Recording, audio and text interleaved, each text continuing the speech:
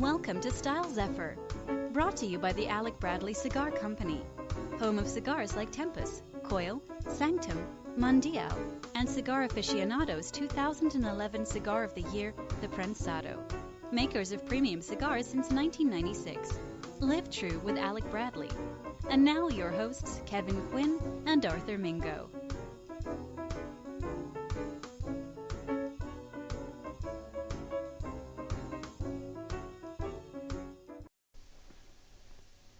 What's going on, folks? Welcome aboard this brand new episode of this Style Zephyr.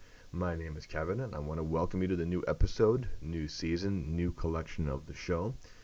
I have got so much going on, it's ridiculous. First of all, happy belated Thanksgiving to folks. Happy belated Black Friday and Small Business Saturday, and gradually, it'll be probably by the time this is out, belated Cyber Monday deals. Holiday shopping is in full force, and for all my fellow retailers out there, let's bear the brunt of yet another storm, right? But holidays were great. Thanksgiving was great. Got to see some family. Drank a little bit more than I actually ate, which is a little bit of a rarity, but it was a great time nevertheless. With everything going on in between the episodes, I'm networking with some really cool people.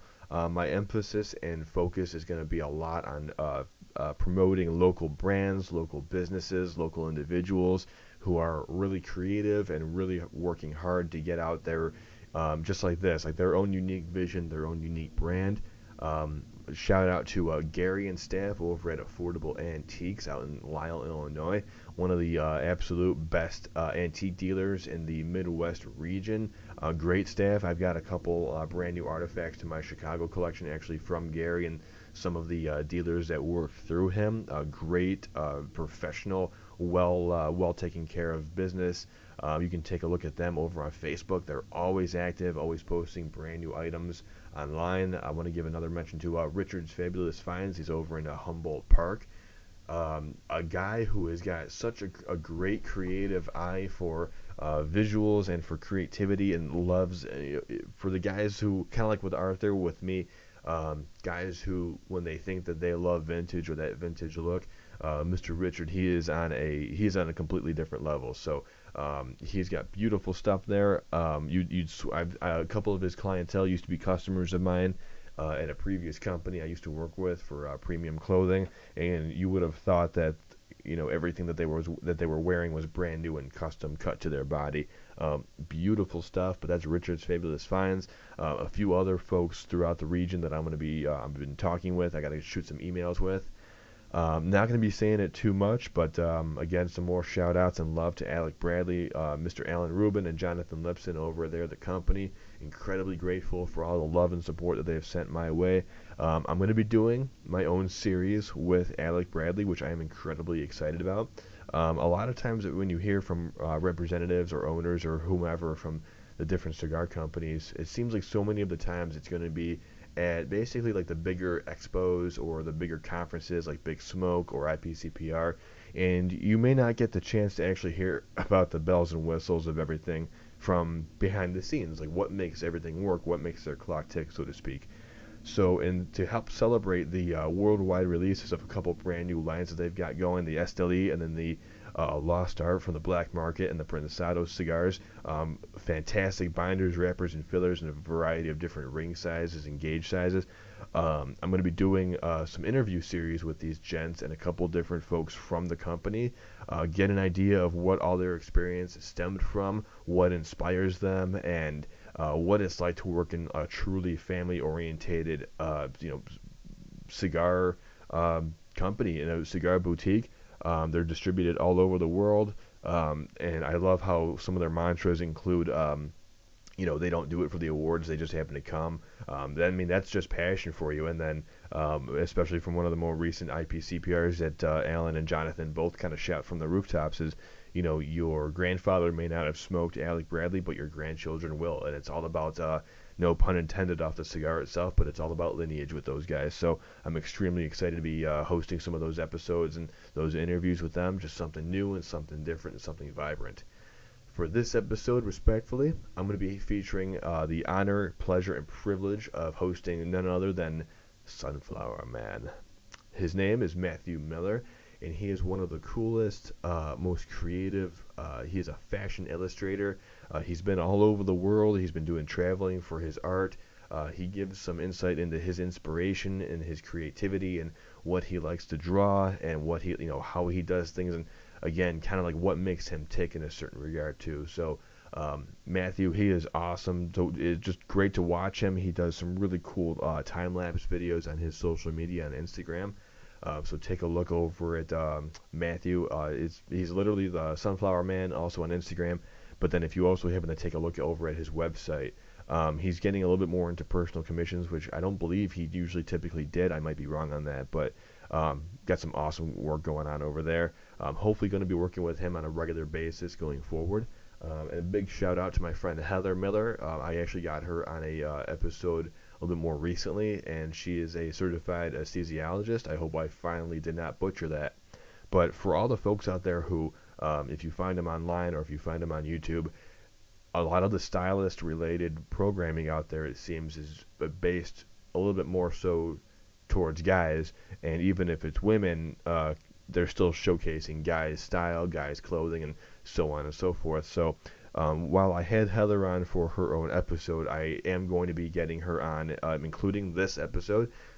Short and sweet, but she's going to be throwing in a couple makeup tips and tutorials throughout the different episodes because, again, just trying to get a better fit and feel for equality, for making sure that I get a fair balance between for guys and gals styles. A few other ladies that I know that are they have brilliant, wonderful styles, and they're strong ladies, and they know what they like, and they know it works for them. So going to be, balancing, doing a little bit of a balancing act and making sure that it's a little bit of everything for everyone. So again, I'm Kevin. Welcome once again to this episode of Style is Zephyr. So.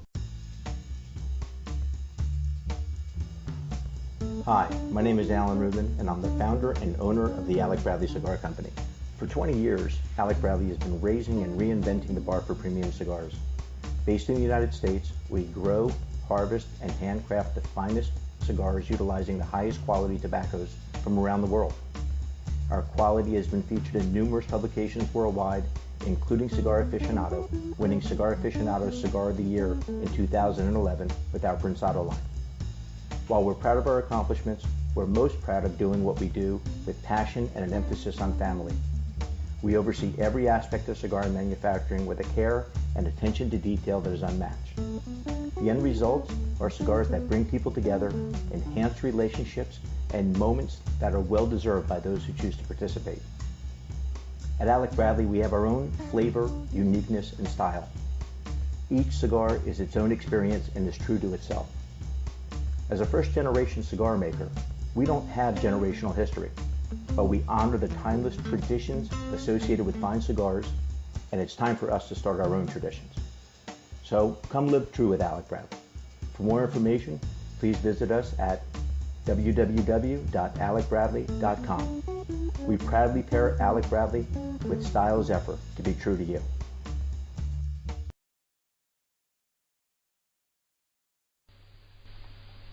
What's going on, folks? Welcome again to this main event episode of Style Zephyr.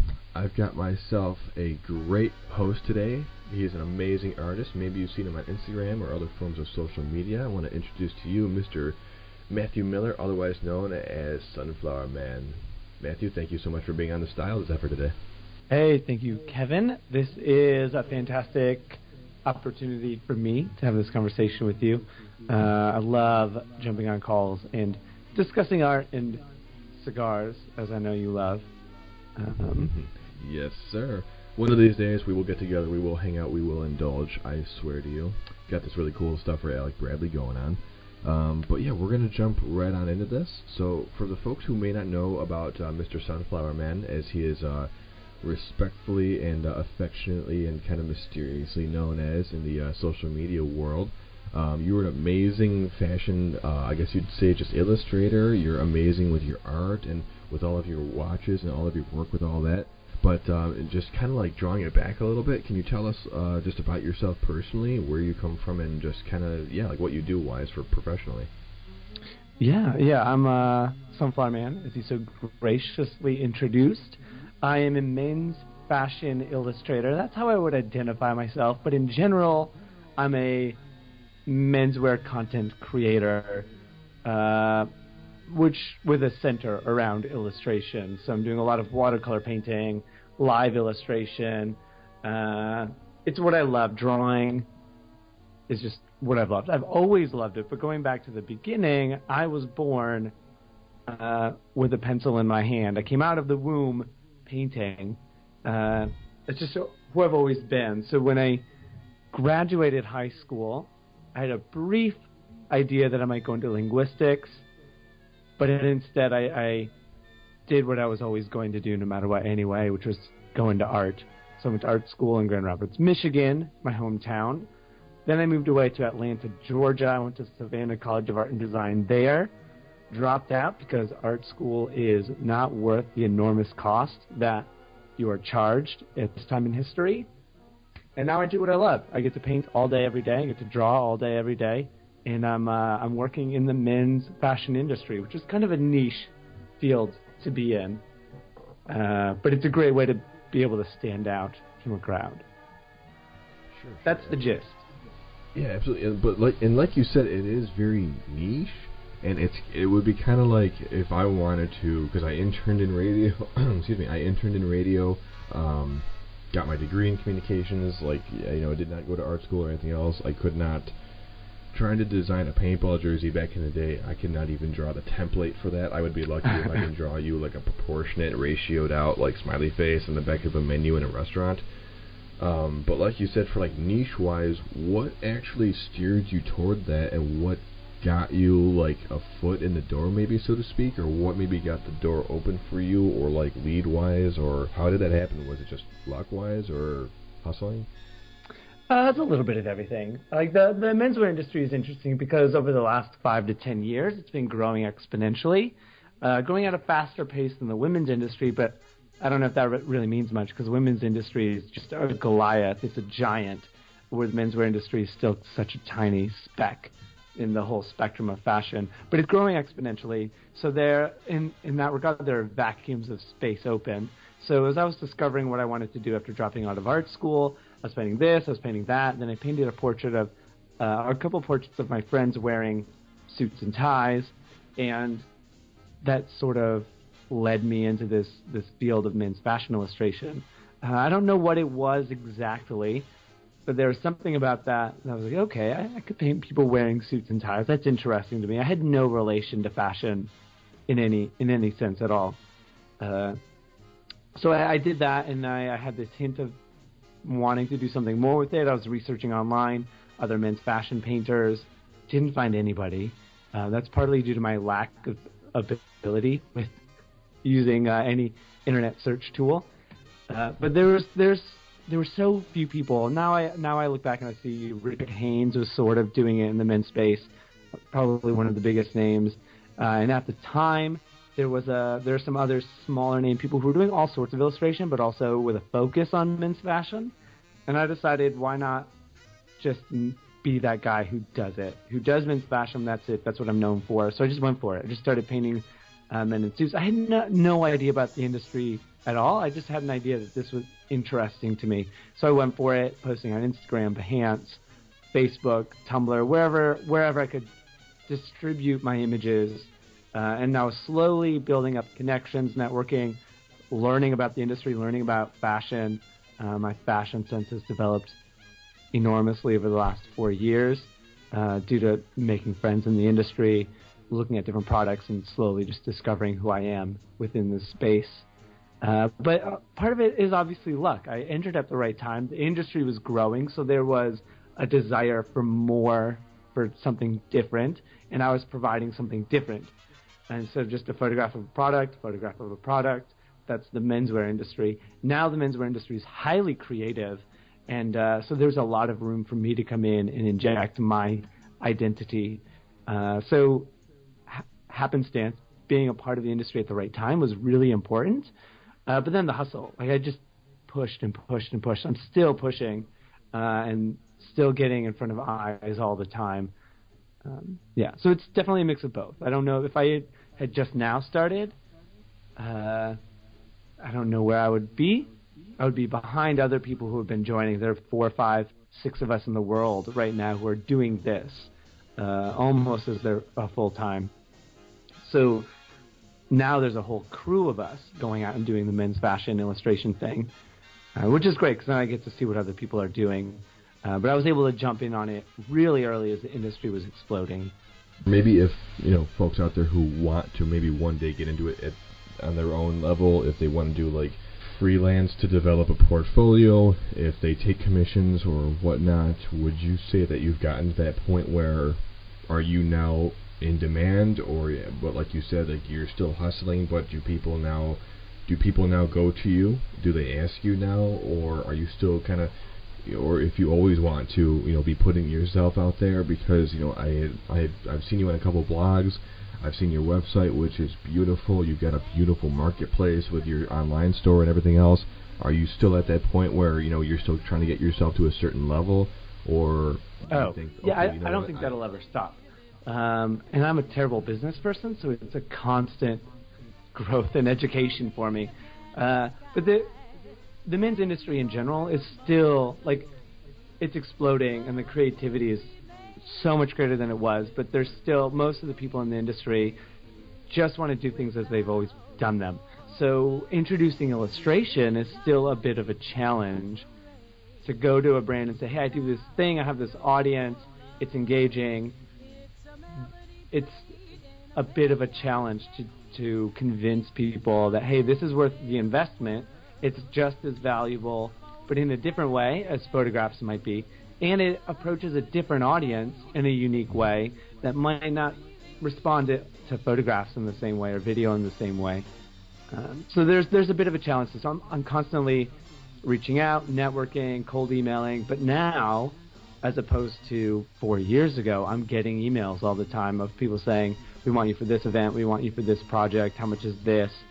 But I always have new ideas that I want to do that are outside of traditional marketing, so I'm always pitching new ideas as well, which allows me some more fun and creativity in my work. Totally, yeah, for sure. Would you say you have a favorite type of project?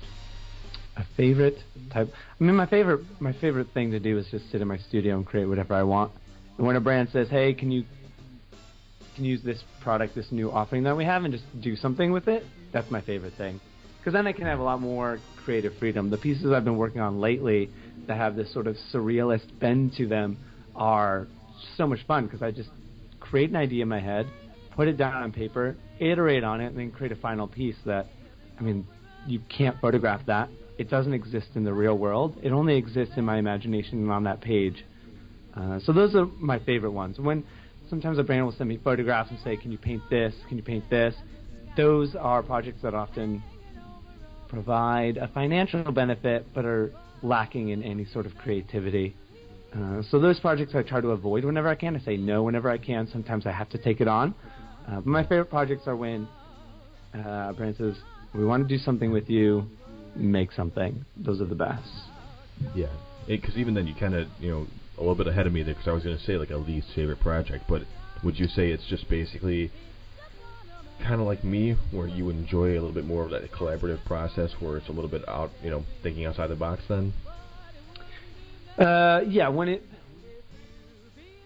I heard you say collaborative, so I'm not entirely sure what you mean there, but from my perspective, the most interesting projects are ones where I get to explore my own ideas versus copying somebody else's photograph. Right, exactly, because from viewing off your Instagram, I've seen those brand newer ones that you were kind of doing, like you've got your coffee in midair and you're floating, and it was like, oh my gosh, like that's so cool, because, it's especially with different questions that I want to try to ask folks here, and by collaborative, kind of like that, where it's like, like what's something that you would really dig, but maybe like in all your travels and all your work and everything else, maybe you think that nobody's ever asked you this, or maybe people might take this or that for granted. So, but yeah, seeing that work that you had just done brand new on your Instagram feed were so cool. Like, there's your cigar, there's your cup of coffee, and there's your hat. Everything is kind of floating, and your hair is as whimsical as it already is, but it's like everything is just kind of like in free fall, and it's still that it's got that beautiful sophistication to it, but at the same time, it's still kind of off the wall and just fun. Yeah, it's a little zany, definitely surreal. It's like it has a Dali influence, a Magritte influence, but it also, I would say, more contemporary influence. Greg Simpkins, he's an LA artist, all kind of converging in this menswear centered imagery. Now, in regards to kind of like how you were saying, that I'm glad you mentioned as far as like what, something to notice in regards to your inspirations, because you said you got kind of like your own opinion as far as art school and everything else like that. For someone who might be interested in kind of taking themselves, like their craft and their hobbies artistically to being a little bit more like yourself and relatable, artistically speaking, and your inspirations, do you have any muses, or is it just kind of challenging yourself, or things that you kind of take your own ideas and inspirations from? Yeah, I have inspirations. Different artists that I've loved throughout history give me inspiration. But if we're talking muses, coffee definitely is a muse of mine. It's a source of energy, obviously, but it's also a source of inspiration in musing, which you can definitely see in the paintings, as you were referencing. It's all over. And then watches. I work on the watch industry on occasion, but there's just, to me, a watch is a magical tool, especially a traditional, like a mechanical, manual wind watch. There's a magic in the engineering. Obviously, there's science and math behind it, but those science and math are such abstract ideas in general. Our brains aren't made to function based on science and math, even though we can deduce what those are. So to me, I see the result of the engineering, and it's a magic.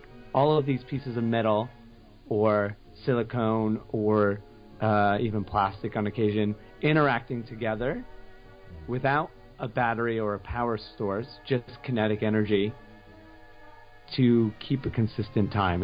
It's brilliant. It blows my mind. Watches are a source of musing for me. And then I would say suits, but I think fashion in general. There's an artistic sense that people have to create fashion. So fashion in itself, for me, a specific type of fashion, the suiting industry has a sort of sensibility that I like. But fashion, watches, and coffee are all of my musing for creating my works. Perfect, man. We got a couple notes that we're going to pick right up on. Guys, we're going to take a quick break right here. I got Mr. Sunflowerman, world-famous artist, illustrator. Fantastic work that he's got. Check out his social media. We'll be right back after this. From the Alec Bradley Cigar Company, the company that has brought amazing cigar blends such as the Tempest, Black Market, Post Embargo, and the 2011 Cigar of the Year, the Prensado, comes the worldwide release of the Black Market Esteli and the Prensado Lost Art.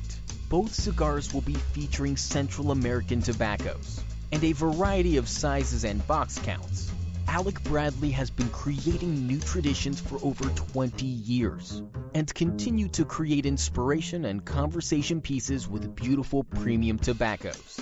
Join the family today at alecbradley.com. Proudly paired with Style Zephyr to be true to you.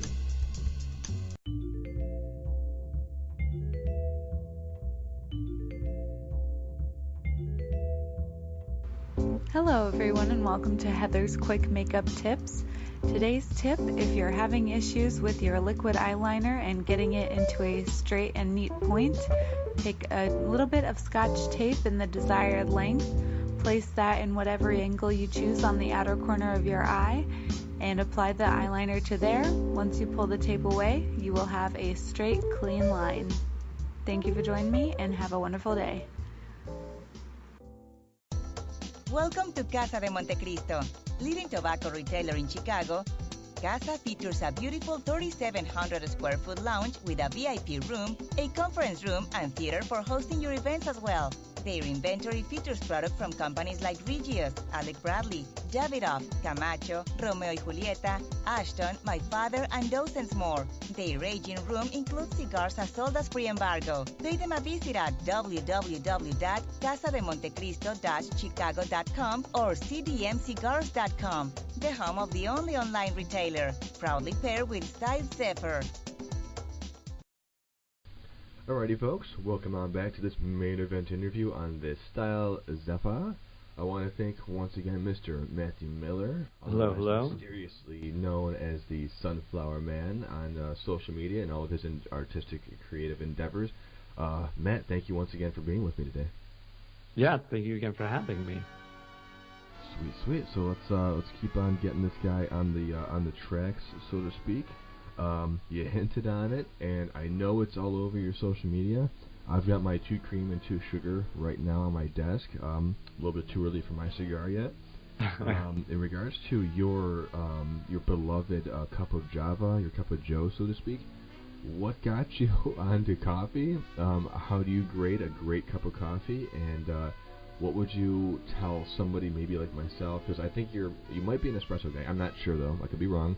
According to my mother, I often am. If you have any preference, because I'm trying to get myself on the black coffee, especially with a good cigar, a nice blend. What is your love and your fascination behind the cup of Joe?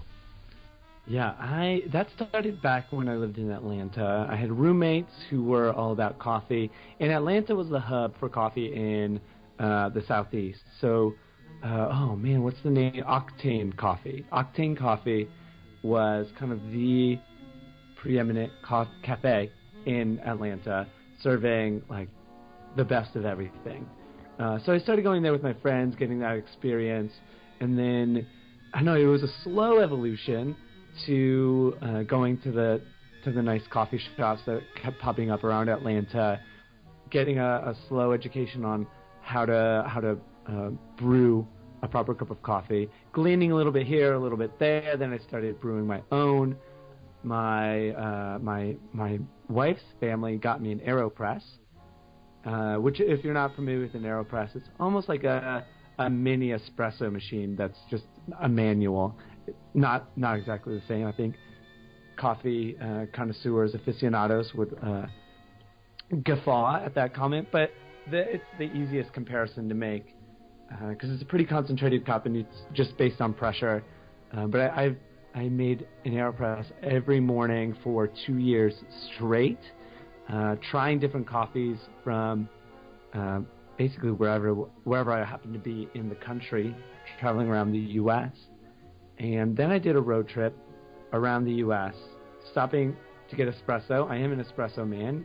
Good job catching on there. That was a very astute of you. Love my espresso. But the thing about espresso is, when we're talking about good coffee, it's the most easily accessible and simplest coffee to make all around the world. So I can go to anywhere in Europe, and then the only place I've been outside of Europe is Malaysia. Malaysia makes insanely good coffee. I had no idea until I was there. They're amazing in Malaysia. I lived in Penang, and even when I went to Kuala Lumpur, the coffee there was top notch. I think the Australians brought over some of their education to Malaysia. Now Malaysia also has the full cycle. They grow their coffee beans in Malaysia, they roast them in Malaysia, and they brew it in Malaysia. They've got it down. It's amazing. But espresso is really good. Once I started learning about how to brew coffee, you can do a drip, you can do make a Calito, which is really nice, or do French press, do a Chemex. There's so many different ways that people have invented to do it, but I part of what I love is the process. So when I'm at home, I like to either do a French press or an AeroPress, just because I travel all the time, so those are the easiest things to carry with me.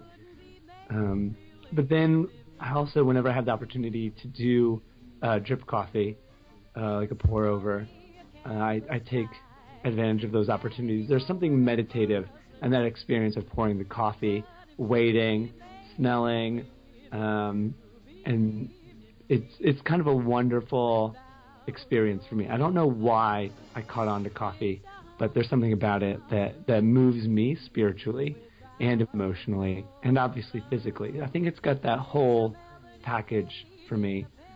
So now everywhere I go, when I was living in Greece, I would make Greek coffee, or technically it's Turkish coffee, but I would make Greek coffee in the briki, boiling it on the stove. In Italy, I would make it in a mocha.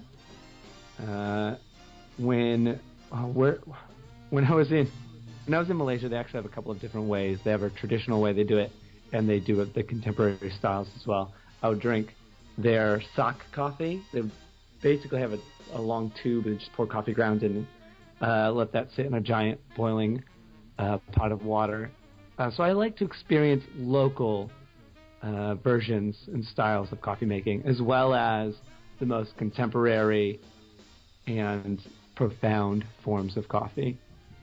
I like the whole world of it. I'm still an amateur. I know a lot more than most of my family or friends, but that doesn't necessarily mean a whole lot at this point. There is a lot more for me to learn, and I'm trying to set up some classes at some local coffee shops so I can learn a lot more about the process. I really rambled, but when it comes to coffee, I could ramble forever. No, it's good because I think everybody at some point wants to appreciate more and understand the process more of actually brewing a nice cup of coffee, like whether it's a drip, a French press, whether it's an espresso. And I mean, I've had my espresso machine put away for some time, but it's like the machines themselves have tried to, they're trying to make everything so much easier, economical, labor, less labor intensive. Trying to keep everything clean, like when you're trying to make like a really good froth, and everything, your latte or whatever the case might be. And as we were talking nonstop about, like different like historical influences for ourselves, and my family's old neighborhood, and I still love.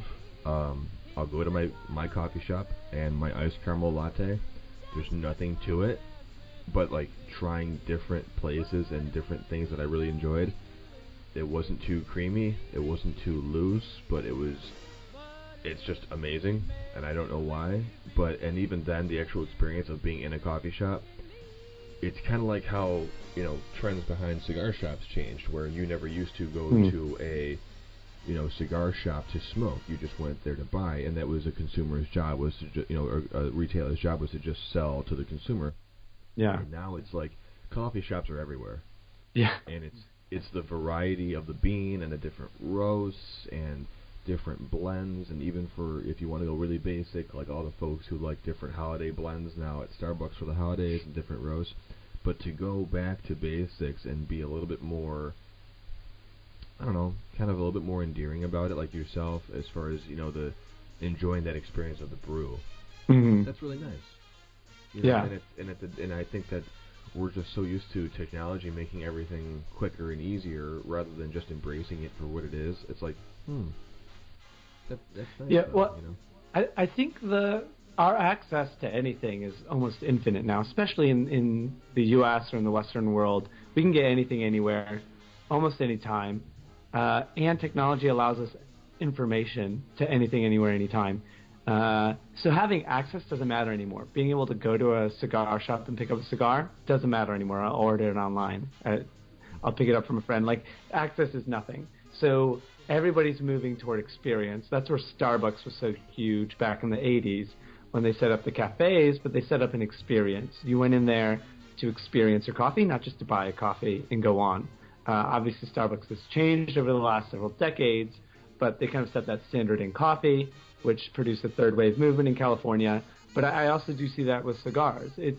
Cigar lounges have been around, but now you almost have to have a cigar lounge. You can't just sell cigars, at least not in the U.S. You have to have a place where people can experience the cigar, but also with the education of the people who are selling it to you. I think that's going with everything. In fashion, in clothing, you can't just go to a store. It doesn't matter. I can buy it online. You need to go to a store to have an experience around whatever it is that you're buying. Kith, if you're familiar with Kith, he's created these stores that are essentially experiences around his branding. He's not just selling his collaborative pieces. He's not just selling his shoes. He's selling the experience of being in his shop and being a part of the brand. So everybody's moving in that direction. Hopefully cigars pick up on that a little bit more, because I could see there needs to be a little bit more, from my perspective. Now, obviously, I'm not so involved in the cigar industry, but there needs to be a little bit more adaptation to that experiential movement with people coming in, experiencing cigar culture. Yeah, just, times are changing, and like you said, it's the accessibility, it's the ease of getting it, but then it's the actual, taking that step back and enjoying the moment for what it is. Yeah, like times are changing, man. We're getting old. It sucks.